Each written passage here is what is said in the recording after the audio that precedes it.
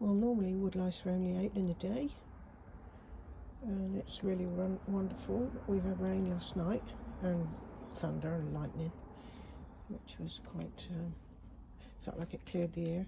But come down this morning and this wall has got a lot of activity on it. Some mainly wood lice out and about. Interesting. Which is just fantastic. This garden is full of wood lice. What's interesting to me is obviously the lichen and the colour of the wall.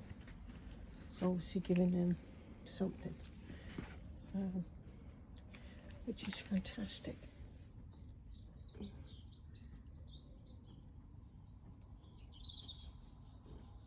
Yeah, I love it. Normally I only see that at night and they're all wood. But I know that mostly they live under this wooden bit because it's been here years and it's quite rotten, which is fine.